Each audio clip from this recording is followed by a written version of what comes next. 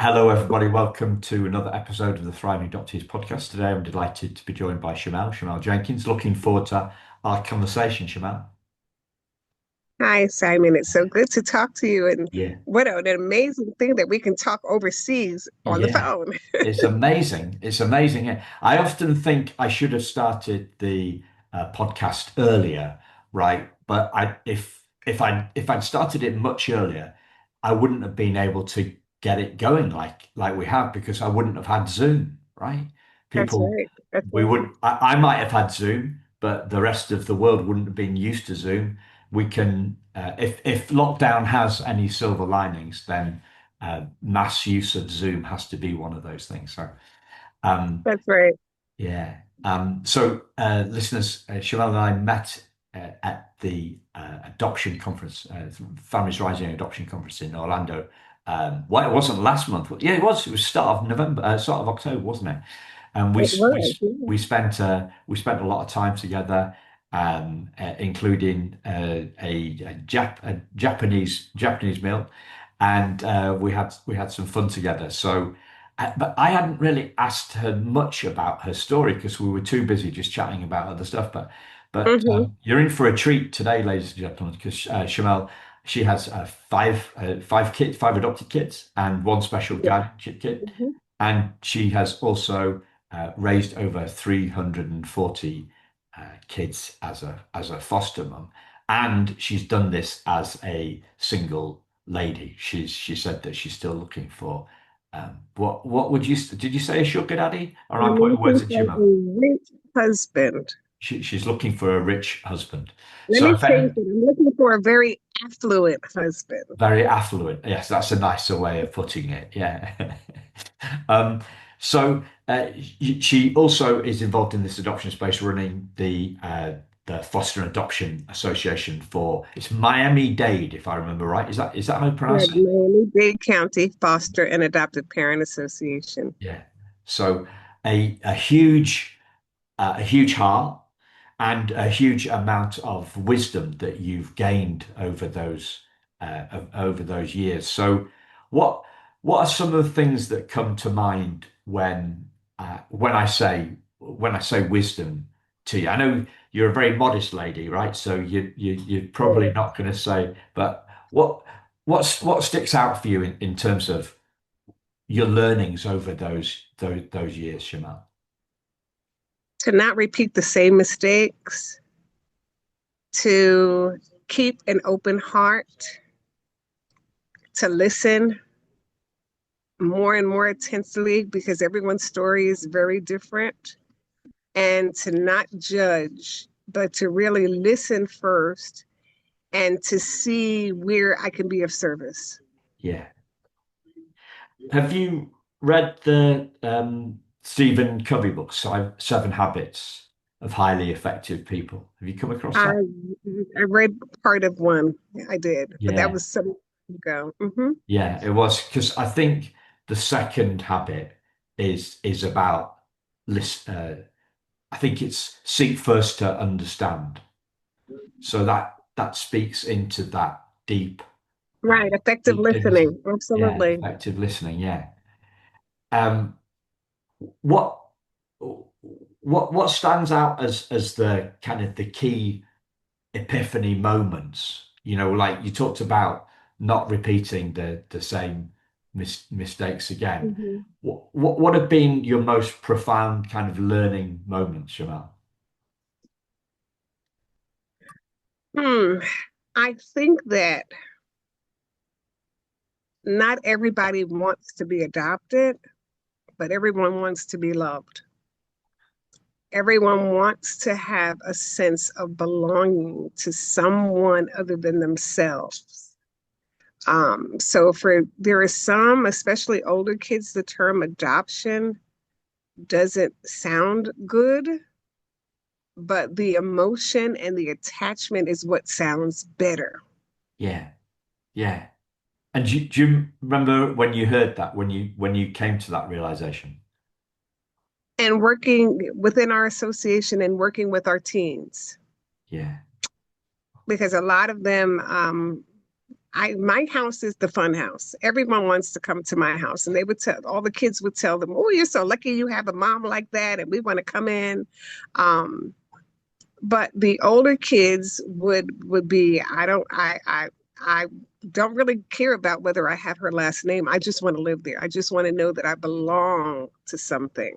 And if not her, that I can attach myself to someone else. And that's really important. And then when you think about it, I don't know about over in the UK, but here in past maybe the past 5 years, a lot of universities have made some changes because there are a lot of children that are homeless. They're homeless because they're in foster care, or they're homeless because their families are homeless.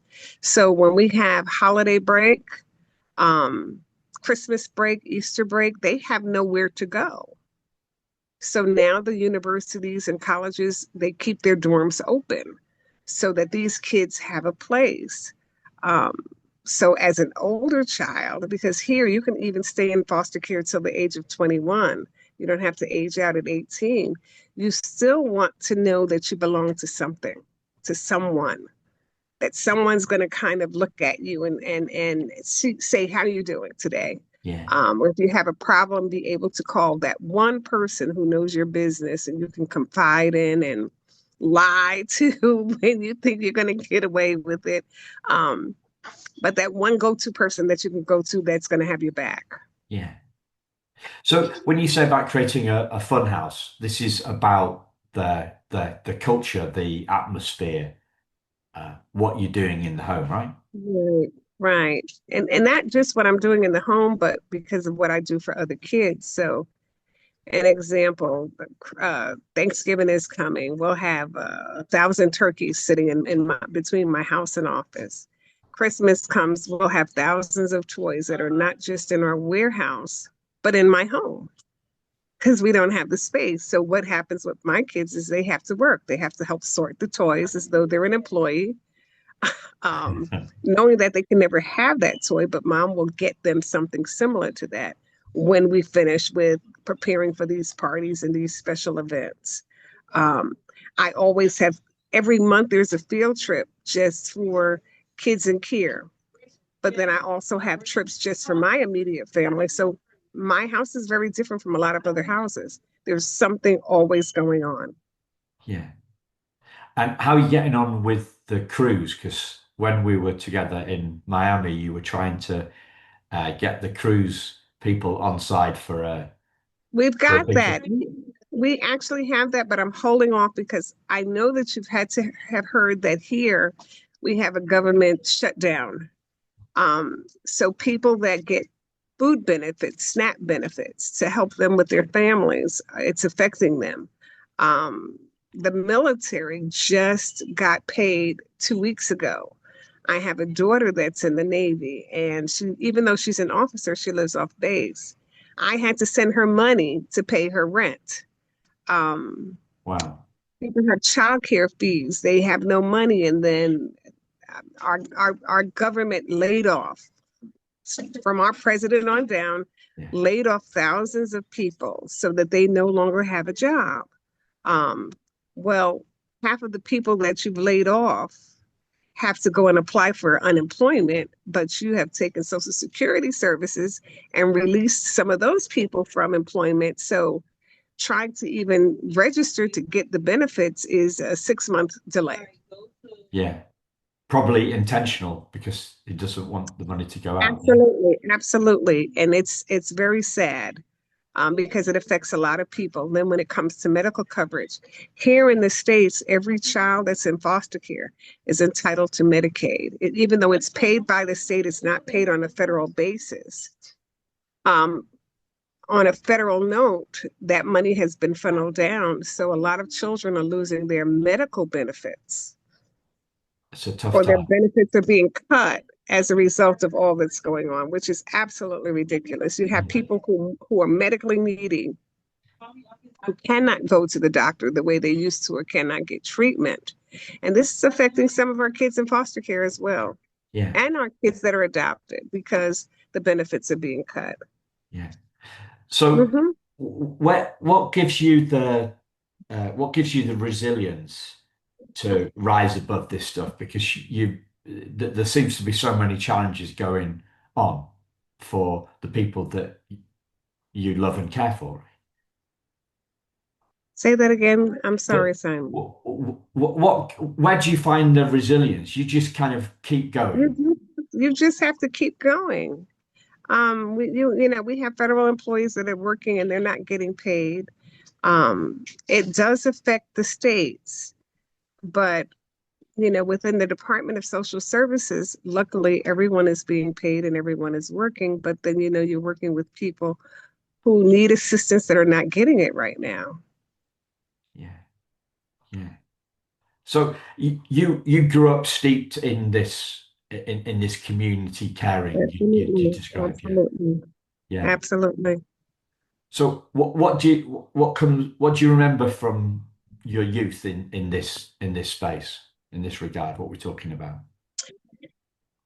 My father's Veterans of Legion's Post, the Veterans of Foreign, well, the VFW, Veterans of Foreign Affairs, and meets twice, 3 times a week. And of course, they have activities for the veterans. Every week, they would go to the local children's orphanage. And I got to go with them and meet all the kids and play all the games. And I can remember people saying, "Oh, I want to come home with you. Your dad is so nice." And I'm like, I'll just come and visit you. Um, but I got locked up one night in the shelter and I was treated horribly. And I got to see the other side of midnight, as they would say, when all the cameras are gone and all the special people are gone. And um, I was not an individual, I was just a number. And the staff, it showed that the staff didn't really know everyone that was in there. They thought I was just a new kid that was brought in. I kept saying no, I was here with my dad, and they didn't want to listen. And it took until about 2 o'clock in the morning until I was able to leave that facility. Yeah. So that had a profound impact on you. Absolutely. There was a time where, as a child, you come into an orphanage because even though they had foster homes, it wasn't as plentiful as now. I would see kids banging their heads on the wall, blood spattered walls, because people wanted. I'm sorry, we've got some things going on in the Yeah. background. Kids wanted they're losing their minds. They wanted to know why they're here. And there were no answers as to why they're here. They knew that they had a mom and maybe a dad, and they knew that they had siblings, and they were at home watching television, and all of a sudden they're here with hundreds of other children, and they can't understand why. They're getting a small ration of food, they're not being treated properly, and got to experience that and see that, and that's not a good thing. It No, is not a good thing. no. So how did what you learned in as a kid yourself, how did that impact how you raised your kids? Well, the best thing about when you're a giver, you do receive.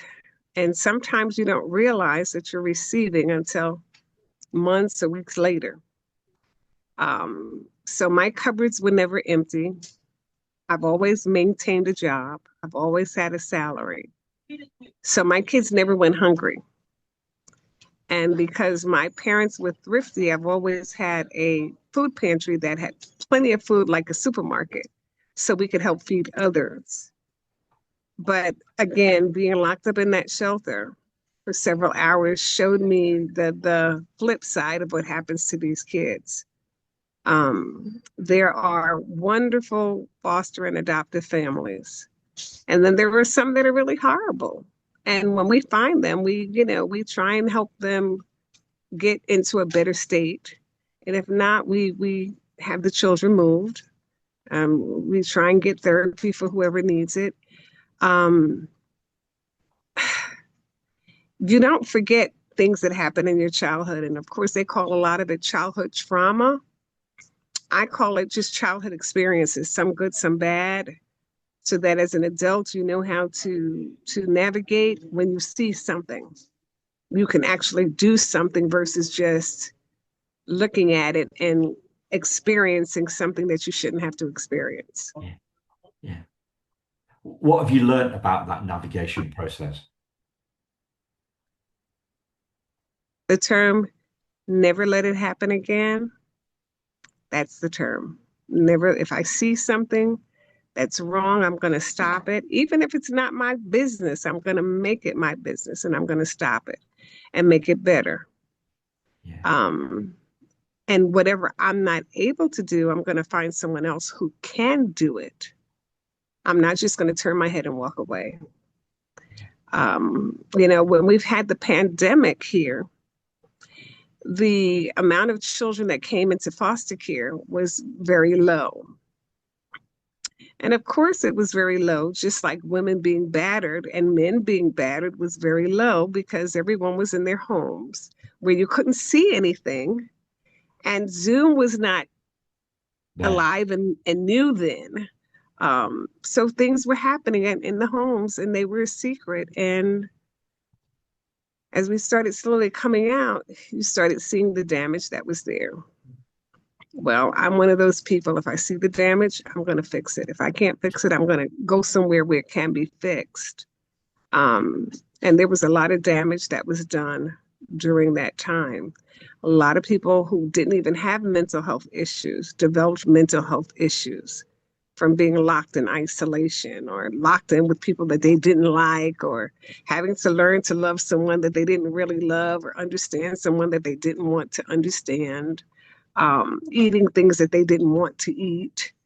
Um, Yeah. but we have to make it a better place for everybody, Yeah. no exceptions. No exception. Um, you said that you make a distinction, you use the word experiences rather than trauma. Is there a Yeah. particular reason for that? Because trauma normally affects people in a negative way. An experience is when you can take that which has happened to you or that you have witnessed, and as bad as it may seem, not keep it in a bad situation. Find out a remedy so that it doesn't happen again. Find out the why it happened, and view the entire scenario and keep it moving forward for the better than being stagnated in the worst and stagnated in the past. Yeah. And how what does that look like when you're supporting foster and adoptive parents within the association? A lot, because about 5 years ago, we've come into something in foster care called co-parenting. Prior to that, you could not meet the biological parent. You had no connection with the biological parent. If you did an adoption, it was a closed adoption. Now we want you to co-parent with the biological parent, and we're not initiating an open adoption, but it's nice if the biological family at times, the parents, may know where their child is being adopted. Not that means that there's going to be any connection, but it makes everybody feel a little bit better, Yeah. brings into a form of clarity.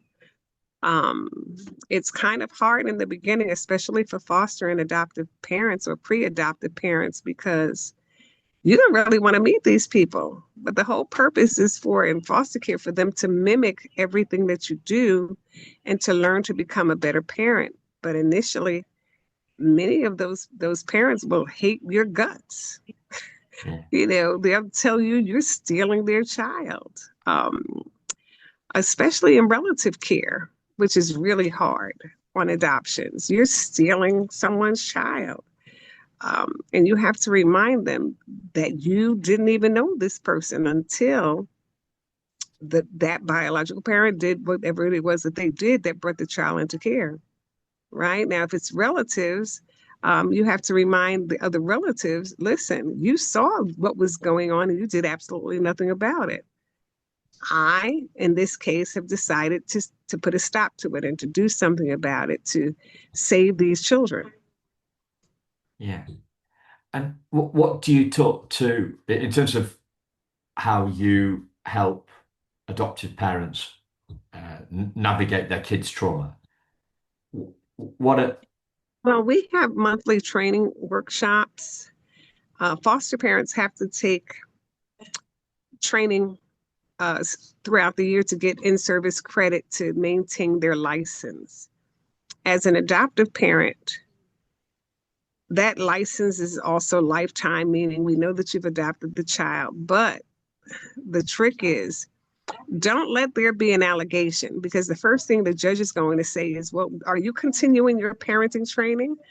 Didn't you know better? Weren't you taught to do certain things when you see certain scenarios?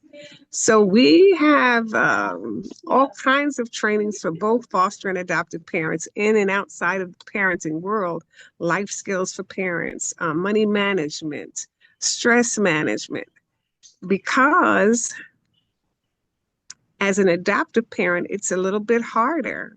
It's hard as a foster parent to return a child that may have been with you for 6, 7, 8, 9 months or a year. But with an adoptive parent, you're going to have them forever.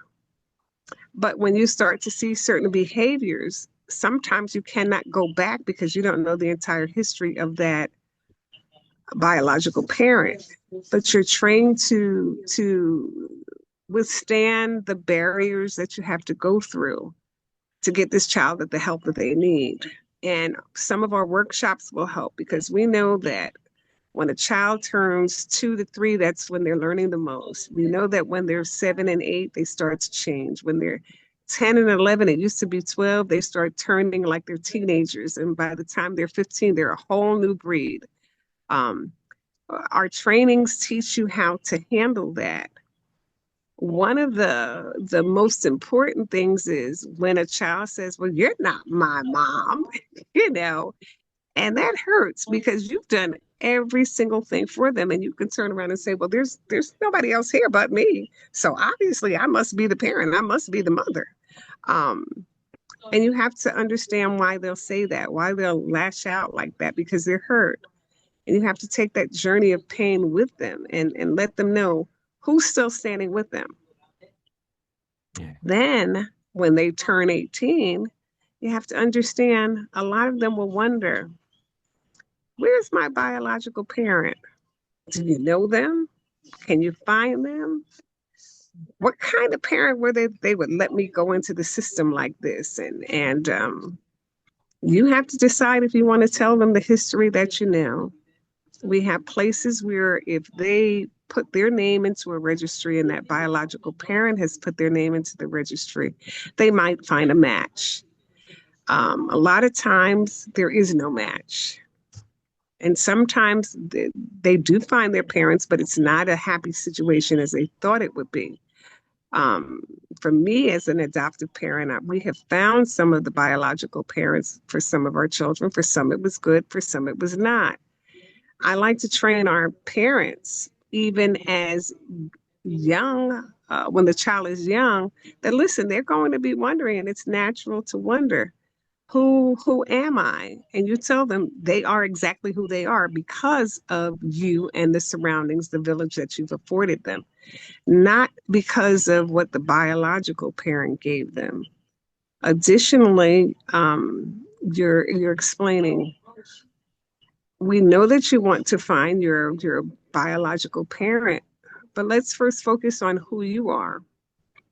And then we tell the adoptive parents, listen, when they find their biological parent, be prepared to be the worst parent in the world, because the child will lie, scheme, everything in the world to, and this is in most instances, to make that biological parent feel guilty, to make that biological parent want their child more than ever, to get that biological parent to apologize.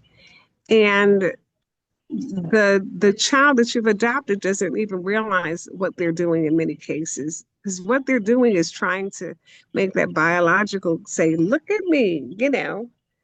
You're beautiful. You're absolutely wonderful. And you must have my genes. And the adoptive child is also trying to say, look at me. Why did you discard me? Look how great I am. Look what I've become. So you have this combative thing going on between the two. And the person who's traumatized that most at that moment is the adoptive parents. And Yeah. we have to tell those adoptive parents, listen, the love continues. We train you to understand that these things are going to happen and to remember, just remember from whatever day you got this child, all the memories that were made and no one else was there. And to know that this child will come back to you. The love will come back to you. It's just that this is a metamorphosis of sorts that this adoptive child has to go through trying to find their way because there are so many questions as to why did you let me go? And look at me now. This is what you missed. Not thinking that they may not have ended up the way they're ending up now in such a positive light had they been there. There are rare cases, but there are many cases where you were given up as a child because that biological parent knew that they couldn't take care of you, and that was the greatest love offering that they could give, was to let you go where they would hope that you would be with someone else who has more resources, may not be on drugs or alcohol or in a horrible situation that can take care of you. So it's a lot. It's a lot. But we try and train our parents with this because I've been through it. My board has been through it, and it can take a toll on you. But this is something that we share. Yeah. What about when adoptive, you talked about stress management. Hmm. What about adoptive parents when they're struggling under the stress? I've heard this talked about, that they struggle not to take their kids' trauma personally, right? At one level they know that it's that Hmm. the trauma isn't their fault, but at a more emotional level, it feels like that there's something wrong with them because they can't fix their kid. Well, we like I said, we have monthly meetings in different locations of the county for our parents to meet, but we also have something called meetups. We have mothers meetups. We call them Empress and Queens, where they meet once a month somewhere for lunch. You have to pay for your own lunch, but when the mothers get together, they can talk about what's happening, and there's no set theme. um, it gives you a chance to meet someone else who may have, you have five girls, they have five girls, and you can become backups for each other, talk about your situations. We just did a meetup about 3 weeks ago with the fathers where they met at a place where you pay pool and bowl. And it was instrumental, especially for the fathers, because a lot of times the fathers want to get a divorce because they feel like they've been abandoned by their spouse. They feel as though the mother is giving more time to the children. The mother has more emotions, and the fathers are very stern, and it has to be this way or the highway. But when men can come together, they can understand that other men may feel the same way and how they've gone through that experience, that it's natural. There's certain things you don't want to say to your spouse because of fear of actually breaking up, or you're on the verge of breaking up because of one of the children's behaviors. But when other men can get together and talk about the situation, then they can realize this happens in other households too, and how one father can tell the other adoptive father how they journey through that problem, and it makes a big difference. So we can also have therapists that will come and talk with our parents. But I think the best therapists are other like-minded foster and adoptive parents, because we're the ones that have gone through the journey. Many times the therapists that you have are not foster or adoptive parents. They don't know that village. Only those who've lived in those villages can understand. So that's why we have those special meetups every month. And Yeah, it makes a big difference, believe me. yeah. And when we So have the ones for women, only women can be there. When we have the ones for men, I help set it up, but I'm not there. It's only for men. yeah. So these themes, like the concerns about that the Mhm. fathers have about divorce because of this, their wives focusing on the kids. What other sorts of surprises um, are common but and yet unexpected for adopted parents? What don't they see coming like that stuff? They don't see the medical or mental health issues that the children may have as they go through different stages of life. They don't see, no one remembers that we were all children once. And we somehow, well, I don't know about you, but I was an angel growing up. Yeah, me But too. Yeah. we think that having issues is something strange when it's actually normal for every child to have issues. So when it comes to our adoptive parents, we just remind them, listen, when you were 14, what did you do? Did you run away from home? Did you steal a piece of candy out the store? Did you threaten to hurt someone? It happens with everyone else too. Yeah. How do you deal with it? How do you go through it? We in California, it's called a 5250 or sometimes, and here it's called being Baker acted when a child or an adult has a mental breakdown. A lot of times we can curtail these breakdowns when we have these meetups because some of them can come on the edge of really being ready to give up this child, give up the whole scenario. They just want to walk away and be on the brim of if the spouse doesn't want to leave, well, I'm leaving. It's either me or that child or the children. I'm leaving. Um, and having conversations, they get to understand the different choices and all the elements that are involved in those choices. And then they'll realize, well, that's what came out of my mouth because that's what was in my head, but my head wasn't thinking straight. My head wasn't analyzing. My head was having an emotional attack, so to speak, Yeah. right? But when they can hear that someone else had that same emotional attack, then it becomes okay because now we can talk about it, especially if we were holding it in secret by ourselves. And that's important. Yeah. I know that I adopted a child when he was 5, and he came out of a very, very horrible situation. And when he was 9, he stabbed me. I had to get 4 stitches. And he tried to kill everyone in the household. And I had him Baker acted. And after 3 days, the therapist said, well, just take him home and lock up your utensils. Now, I have stitches in my stomach. And I had to fight this child as though he were a grown man. And I said, no, I'm not doing it. The only thing that saved me from the rule is leaving your child is called abandonment. The only thing that saved me was that I was a special liaison for the Department of Children and Family Services, and they already knew the situation. I had to go to court, I had to go to hearings. Eventually, they took the child back, and he never came back home with us, but I tried to keep track of him. But because of that, we were able to mandate some new changes so that no one else would have to go through that same situation. In other words, finding out where the resources are to help you.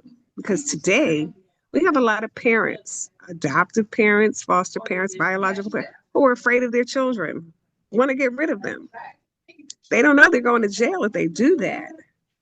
But at the same instance, they don't know where the resources are to help them help their child.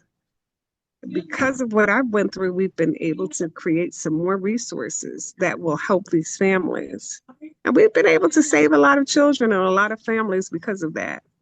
So I'm very proud of that.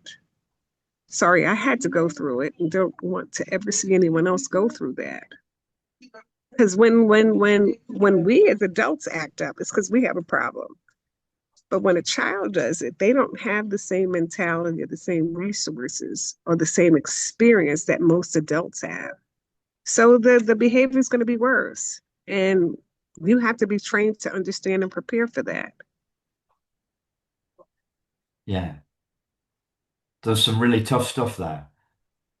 Oh yeah. Yeah. What's helped you navigate the tough stuff?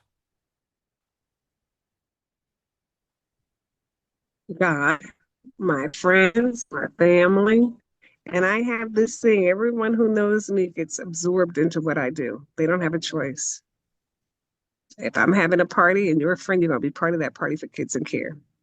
If I'm having an event, you're going to be part of that because I'm going to ask you, can you come and help?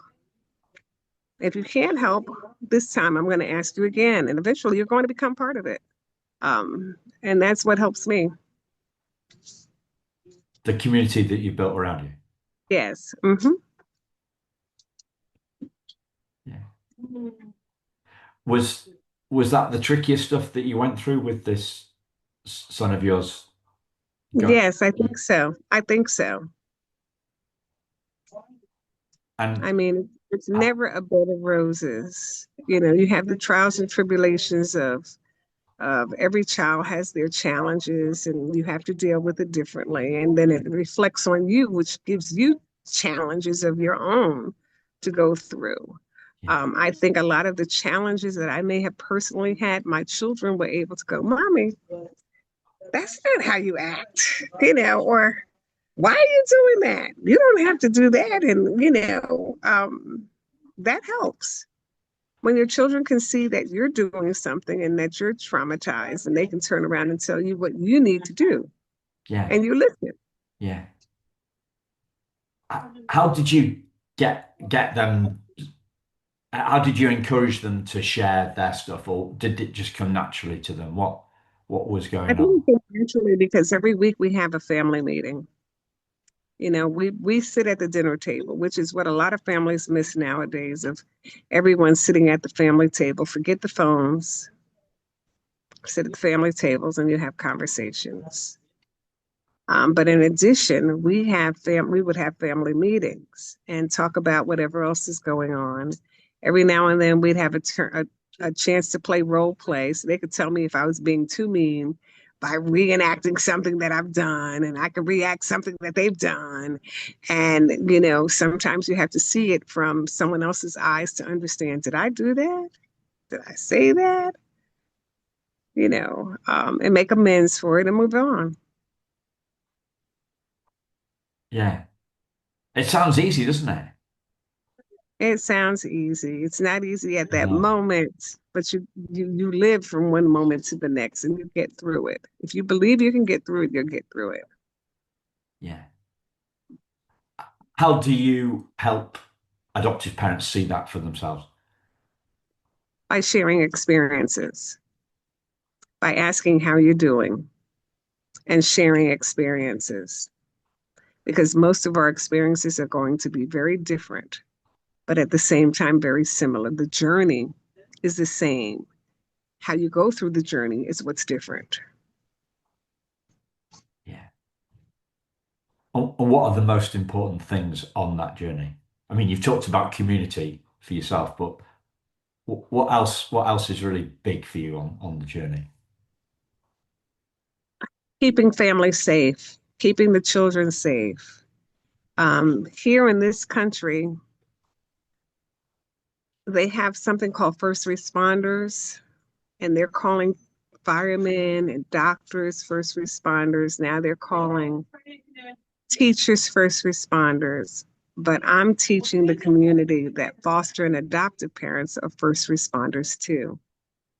When you call for the police department, if they're not strolling the area looking for trouble or in the office waiting to hear about trouble, they're waiting. Fire department, same thing unless there's a fire. Well, same thing for foster and adoptive parents. We're on call 24/7 to take care of these kids that belong to other people. We're not getting paid to do it. but we're always on call, always ready, always alert. Therefore, we are first responders too. And it's important for me to let them know that they are thanked, that they are wonderful, that we recognize that they're only human and that they're going to have issues, but that I, and my organization is there to support them. And the difference is the Department of Children and Family Services and all those agencies are there to help manage the account of the children. We, on the other hand, are here for the total experience of each and every child that's in our home. And for the total of experience of the children that are already in our home. And then for the total experience that for each and every person that's in our village. Big difference. Big difference, yeah. Big difference. Very big difference. You know, unless you're walking the walk, people talk the talk, but they're not really walking the walk. So 25% of their information is wrong. It's what they believe, and what they believe is false because they have not seen, or they've seen and don't understand because they've not experienced it. Big difference. Big difference. So you've talked about the importance of community. You've talked about the importance of connecting in specifically with people in the same role Mm-hmm. as yourself, whether that's mums or dads, right?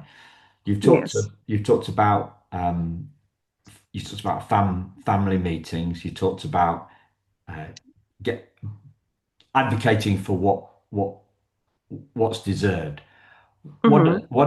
What are the other kind of big themes that you see for adoptive parents along this journey, talking about this total experience of their kids? I think letting them know that they're going to be rewarded, letting them know that we appreciate what they do, letting them know that we care about them just as much as we care for the children. Things like that. And that's what Anaja does. Yeah. Okay. She calls up the families and invites them to events, and she gets to hear them say, I can't make it. And then she tells them, you're going to make it, you know, Yeah. or just disseminating information and hearing their stories and helping to figure out how to make things better, how to make things easier for our families, Yeah. especially for the parents, because I'm of the adage, if the adoptive parents or the foster parents are not happy, then the house is not going to be happy. And that's the difference. We have to make sure that we're all happy.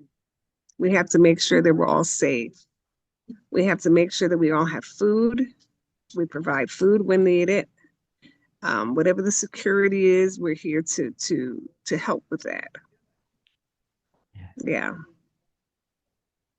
So, uh, what would you like to share that I've not asked you about, Shamel? Just that we need more foster families. We need more adoptive families. We need more people to look inside wherever they are and see that they can make a difference. You can be an adoptive parent or a foster parent without even legally doing it, just by being there and supporting that family or supporting that parent or supporting that child. Just do it. Yeah. And sometimes we look at the world as a whole and we think we've done this and we think we've done that, and we can do more. We can do a lot more, because when we need someone, we're sure turning around looking for help. Yeah. So how can you expect other people to help you if you're not in turn helping someone else? I have a thing here. We have these commercials, give $19 to help these poor dogs that are stressed, that need help. And I'm like, give $19 to help the kids that need food. Give $19 to help the foster and adoptive mothers who can use that extra help. Um, just turn around and open your heart and open your eyes and see that there is something that we can each do for each other, plain and simple. You know, sometimes we have to ask because some people don't see it until you tell them. So we're willing to tell you. See you again and again and until you give and give and give and understand why you're giving. Because once you give because you want to give, it's a whole different world. Yeah. And that's what we want to do. We want to make everyone have a great life while they're living, right? So that's what it's all about. Spreading the love, spreading the security, whether it's financial security, mental security, household security, just making sure that everyone is somewhat happy and somewhat comfortable on this journey called life. Yeah. You Beautiful. like that, don't you, Simon? You're I do. smiling. I'm smiling. It feels like a great place to bring it in. Thank Feels like it. you. Yeah. Thank you, listeners. And thank you, Shamal. Thank you so much, Simon. Speak to you And again hello, soon. Take care. Bye everyone bye.